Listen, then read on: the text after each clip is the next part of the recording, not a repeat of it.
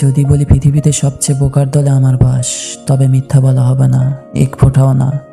খুব সহজে মানুষকে বিশ্বাস করা, আবেগে গলে গিয়ে ভালোবেসে ফেলা, নিজের চেয়ে অন্যকে নিজের প্রায়োরিটি লিস্টে বেশি জায়গা করে দেওয়ার মতো অসুখ আমায় অপিসটা জড়িয়ে রেখেছে, আমায় আষ্টে পিষ্টে জড়িয়ে রেখেছে প্রতি মুহূর্তে।